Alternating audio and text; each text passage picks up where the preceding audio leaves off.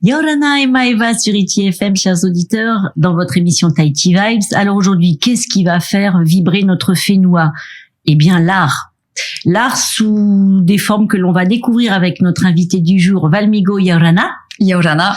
Alors, présente-toi rapidement, on va dire, et après on va justement parler donc de la raison de ta venue ici.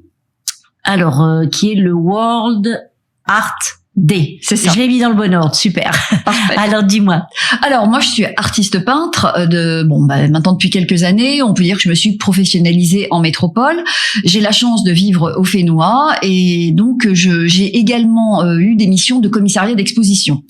J'ai eu la chance de rencontrer une jeune femme, Ereiti Vairaroa, que je trouve absolument exceptionnelle. Ça a été un coup de foudre humain, mais aussi j'ai été emballée par son énergie, par l'intérêt qu'elle a pour la culture polynésienne, la manière dont elle la porte, avec cette envie de partager quelque chose avec elle. Et ça a été donc le World Art Day. Le World Art Day, la Journée mondiale de l'art, c'est une action en fait que je mène à mon niveau de colibri depuis quelques années pour que cette journée ait une reconnaissance de l'UNESCO. Donc je suis pas toute seule, on est plusieurs artistes dans le monde à avoir travaillé là-dessus. Et en 2020, c'est devenu officiellement reconnu par l'UNESCO la Journée mondiale de l'art. Donc avec Ereiti, on a fait ce lancement en Polynésie et on voulait justement pouvoir ouvrir un dialogue avec les artistes du Fénois, mais même d'ailleurs parce qu'en fait l'appel à candidature était ouvert à qui voulait jouer avec nous.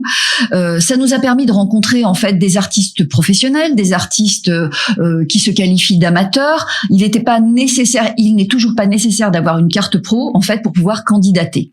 Voilà. Il faut être un artiste dans l'âme. Il faut avoir ce désir de création et d'avoir quelque chose à partager avec le public. Après, on fait une sélection effectivement qui impose des contraintes techniques parce que on veut montrer cette énergie qu'il y a justement sur le Fénois. Ça se veut rassembleur, mais ça se veut aussi une vitrine de tous les types d'expressions qui existent. Parfois, il y a des artistes en fait, qui sont vraiment des artistes, mais qui se cachent, qui n'osent pas, qui ont vraiment beaucoup de choses à dire et comme ils ne sont pas professionnels, ils ont l'impression qu'ils ne sont pas légitimes. Voilà. Donc c'est l'idée en fait d'accepter tous les dossiers, on les traite. Après, évidemment, il y a quand même une sélection, une bonne sélection derrière, quoi. Alors ce jour mondial de l'art, ça se situe à quelle période de l'année déjà pour Le choix, ça a été le 15 avril, c'est le choix de l'UNESCO, c'est la date anniversaire de Léonard de Vinci. Très bien. Belle date, bien porteur. Alors, qu'est-ce qui va se cacher derrière le mot art? Parce que l'art, c'est très, très vaste. Vous faites appel à candidature sur quel type d'artiste? Quels sont les supports? J'imagine que il doit y avoir la photo, la peinture, mais encore. Tout, justement, hein. Alors là, je suis très à l'aise aussi parce que je suis artiste peintre et l'art contemporain, c'est pas juste de la peinture et de la sculpture. C'est aussi des arts numériques, voilà. Et ça peut même être de grandes surprises, des installations, du land art. Et c'était ça l'idée aussi, c'est-à-dire que on est sur du support, on va dire, mais pas humain, dans le sens ça va pas être de la danse. Ah mais si, justement. Ah d'accord, tant mieux. Mais alors l'année dernière, on devait même travailler avec Audrey Bodilis, hein, qui est en fait une artiste du maquillage et qui intervient sur le corps, qui fait des choses absolument extraordinaires. Donc bon, elle a pas eu le temps et tout, mais voilà, tout ça pour dire en fait que tout est art, mais c'était même la cuisine. Hein, d'accord. L'idée était de partir aussi sur les 5 sens, de développer les 5 sens. Très souvent, on fait une séparation dans ce qui est acte de création. Et non, nous on a voulu ouvrir le champ de tous les possibles. Donc cette année, on est très heureuse parce qu'on a le centre de danse Chan qui nous rejoint, mais carrément en proposition artistique, hein, c'est-à-dire qu'on va travailler sur une thématique commune. Chaque entité aura la liberté en fait de créer, de présenter et de faire sa propre sélection. C'est la nouveauté cette année par rapport aux années précédentes où Ereiti, Vairaroa et moi-même étions vraiment les commissaires d'exposition. La sélection dépendait de nous. Là cette année, la sélection en fait va dépendre de chaque entité qui voudra participer à cette thématique commune. Donc là, le recrutement va concerner donc la 3e édition qui se tiendra donc en 2022. Donc concrètement, comment ça se passe cet appel à candidature pour les artistes qui nous écouteraient et qui voudraient candidater? Alors, là, on est en train de peaufiner le règlement. On attend le lancement officiel de Tefari Natura, en fait. C'est ça qui va. Oui, parce qu'on a besoin d'informations d'organisation, en fait, organisationnelle. Et pour cela, il nous faut vraiment la feuille de route de Tefari Natura. C'est en cours de construction, c'est quasi achevé, donc on va la voir. Cette année, en fait, ce qu'il faut préciser, c'est que c'est la première année où on a enfin du temps.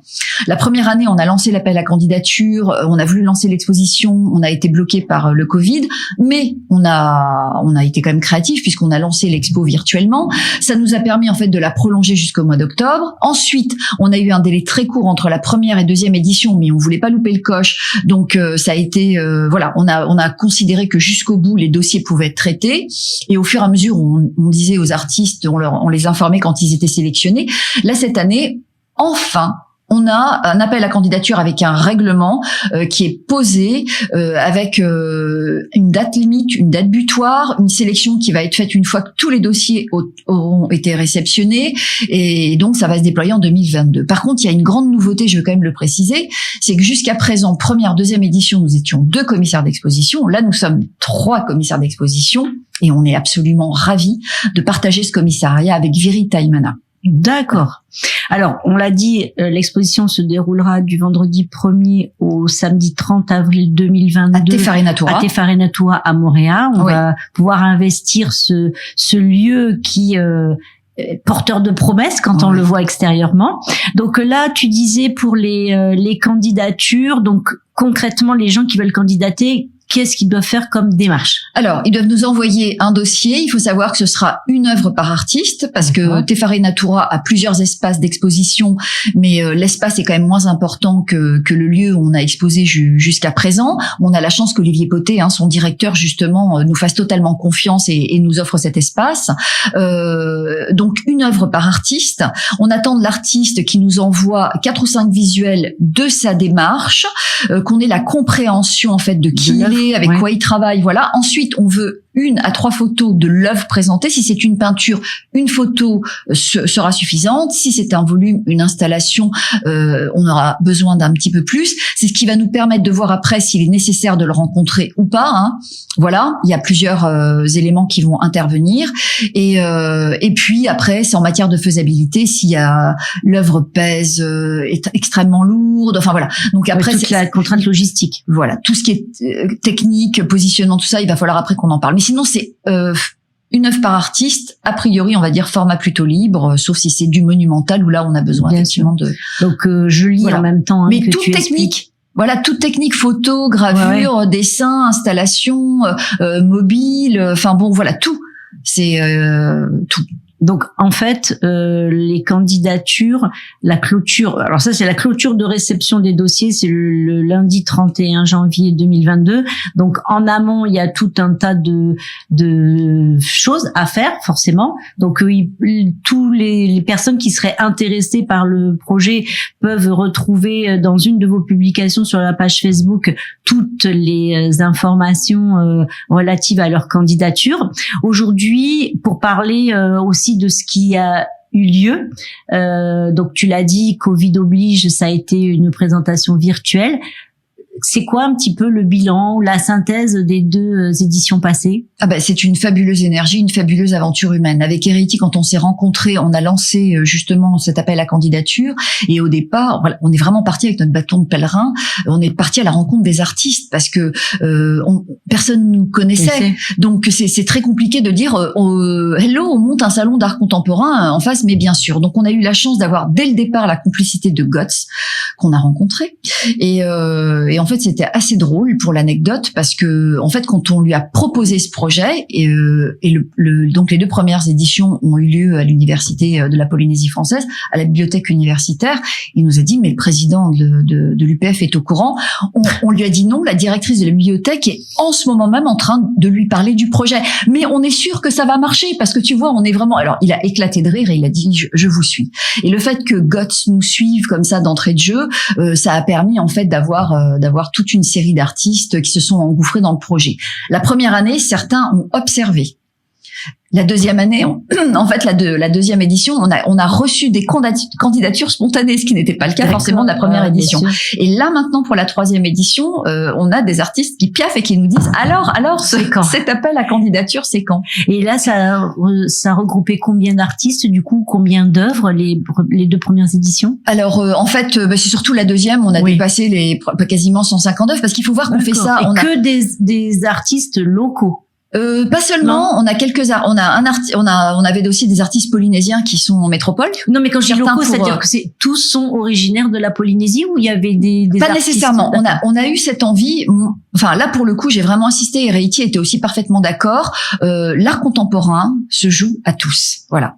C'est-à-dire que ça doit être un dialogue intergénérationnel, interculturel, voilà. Donc évidemment pour nous, il est absolument nécessaire que les artistes du Fénois s'expriment, mais en art contemporain, il est important de se confronter à l'autre. Et c'est un enrichissement, mais c'est un enrichissement mutuel. Il y a quelques artistes de métropole qui ont participé et qui rêvent de Polynésie, et justement, ça les a amenés à s'intéresser réellement à la culture et non pas peut-être aux clichés qu'on a trop tendance peut-être à véhiculer. C'est aussi ça qu'on a voulu faire. On n'est pas dans la tradition, on est aussi bien démarqué. Nous, on n'est pas dans de l'art contemporain traditionnel, on est vraiment dans une démarche contemporaine. Et à ce titre, il est très important de se dire que l'appel à candidature est ouvert à tout le monde. C'est ce que j'allais dire, que si vous êtes derrière votre poste ou devant votre tablette sur le replay de Facebook, n'ayez pas de crainte. Il y a de la bienveillance à ce que vous allez envoyer comme possibilité de vos créations.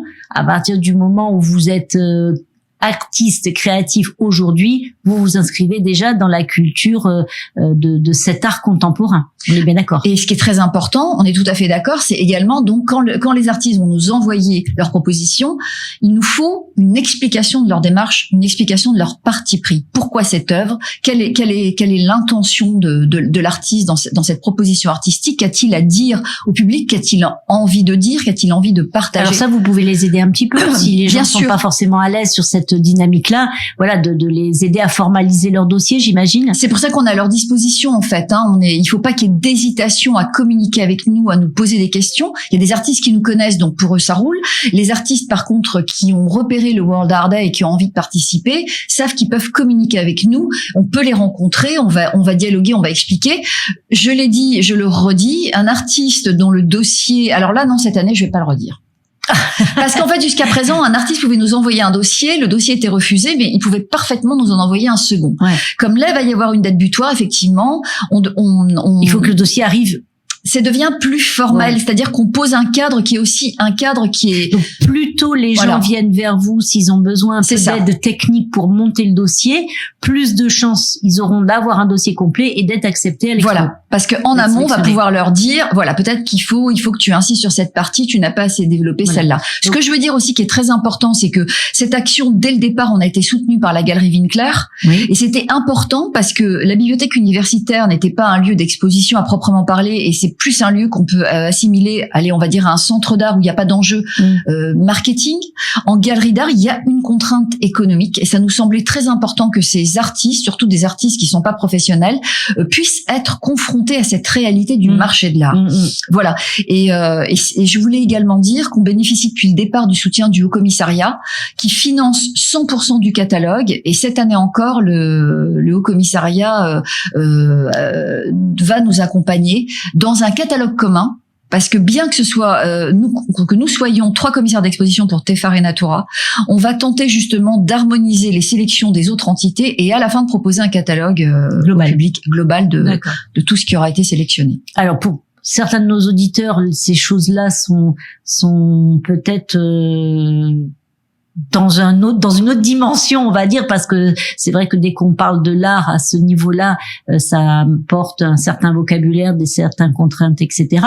Donc le mieux pour ceux qui écoutent mais qui ne sont pas artistes, ça sera d'aller à Tefar et Natura. C'est de venir nous voir. Jusqu'à présent, le catalogue était gratuit. J'en parle parce que on voulait qu'il y ait une trace, mais on voulait que cette trace soit accessible à absolument tout le monde.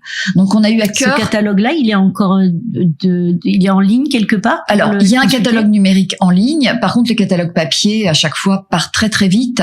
Mais on a à cœur effectivement de le distribuer pour qu'il y ait une trace et que tout public en fait puisse s'approprier ce catalogue. Alors le catalogue numérique, justement, pour se rendre compte un peu de la diversité des arts qui s'est exprimé, c'est quoi sur on va le retrouver alors sur le World Art Day, mais on fait bien d'en parler parce que justement, je vais relancer le lien sur la page du World Art Day pour que artistes, publics puissent effectivement le consulter et ça peut créer des vocations. Hein. Tout à fait. C'est ce qu'on espère.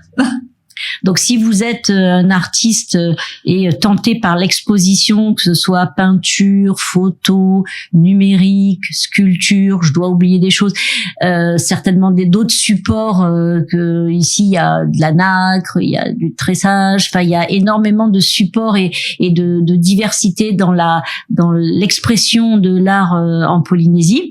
Ne soyez pas timide, l'équipe est, comme vous l'a dit Valmigo, très bienveillante à l'écoute. Plus vous vous y prenez tôt, plus vous aurez des chances d'être accompagné dans le dossier pour candidater à ce World Art Day.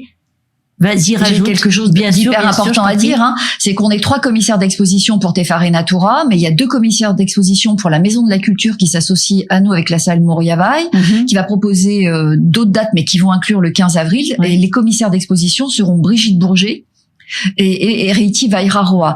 Ce que je veux dire, et ce qui est très nouveau aussi cette année, c'est que toutes ces entités, en fait, on va proposer des dates qui vont s'inscrire entre le 1er et le 30 avril, mais il faut savoir que les artistes vont pouvoir candidater dans les différents lieux, c'est-à-dire qu'ils peuvent envoyer un dossier de candidature au commissaire d'exposition de Tefare Natura, envoyer un dossier de candidature au commissaire d'exposition de la salle Moriavai, voilà, c'est-à-dire et également aller démarcher la galerie Winkler.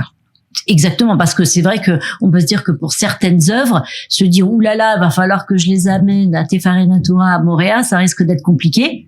Eh ben, ils ont pensé à tout. Il y a d'autres spots, on va dire, pour l'exposition. Est-ce que on a fait le tour de toutes les informations qu'il fallait donner sur cette manifestation et sur votre démarche? En fait, on n'a pas donné le titre pour l'instant. Ah, c'est vrai. Et ça s'appelle le rap. Ah oui, non, ben non. Ah ben voilà. Ah, voilà. Ah ben oui, on garde le meilleur pour la fin. Donc en fait, cette année, après avoir eu donc Mona Lisa Tapatoudi, Les Peuples de l'eau, cette année, on est dans une thématique dont le titre est Écho. Écho, E-C-O-H. Alors ce H, est-ce qu'il est à la fin? Est-ce qu'il faut le déplacer? Dans écho, on peut déjà entendre, on peut déjà comprendre écosystème. On est quand même à Tefare Natura. Ce H à la fin, si on l'intègre, on a l'écho. On a cette résonance. Donc on est dans le son, on est dans la musique de la nature. Alors là, après, on va laisser les artistes se débrouiller. Mais ce H aussi à la fin de ce mot finalement qui n'existe pas, qu'on a inventé, que Reiti Vairaroa a inventé parce que c'était vraiment son désir de partir sur ce titre et la thématique, voilà, des écosystèmes, du son et peut être le H d'humain, d'humanisme, humanité. Donc chacun le voit comme il veut. Il y a un petit texte qui accompagne le titre. Je peux le lire? Oui, parce que j'allais dire, j'aimerais bien que les auditeurs aillent sur la page du World Art Day pour le découvrir, mais si allez, on va lire, on va être gentil. Non, mais parce que je trouve que c'est très beau aussi. Le texte dit: la musique, le son, la vibration, l'onde sont au cœur du vivant, au cœur de nos écosystèmes. Envisagez la nature comme un temple où de vivants piliers se répondent. De Anamuri à Anamua, du ciel jusqu'au fond des océans, rendez tangible l'écho de ces étreintes. C'est magnifique, hein. Je sais pas qui c'est qui a rédigé ce texte, mais bon allez, je le dis, c'est moi. Très bien. Bah écoute, je vais c'est faire gonfler mon ego. Non, quand je dis c'est moi, en fait non, c'est-à-dire que c'est un dialogue avec Reiti. J'ai dit à Reiti, je veux que tu me livres en fait tout ton ressenti, tout ce que tu veux y mettre, et voilà, dans ce dialogue qu'on a toutes les deux, je suis partie si je n'avais pas eu toutes ces émotions, j'aurais pas pu écrire ce texte. Mais en fait, dans ce texte, j'emprunte à Baudelaire, à ce poème qui s'appelle Les Correspondances, et j'emprunte à Libor Igor Procope que j'adore et qui m'a transmis des éléments de la cosmogonie polynésienne. D'accord. Mais moi, je suis tout à fait, et ITFM s'inscrit vraiment, envisager la nature comme un temple. C'est notre ADN aussi, en dehors de la musique, de l'art, etc. Bah écoute Valmigo, si on a fait le tour là de tout ce qu'on avait à dire, évidemment l'antenne vous reste ouverte. Hein. Il y aura forcément d'autres rendez-vous à discuter, des avancées à communiquer aux auditeurs qui seront intéressés par l'exposition. On te remercie beaucoup d'être venu jusqu'à nous. On vous souhaite à tous, chers auditeurs, une belle journée sur notre beau Fénois riche, et on espère qu'on aura fait vibrer vos cœurs aujourd'hui avec de l'art. Allez, nana à tous.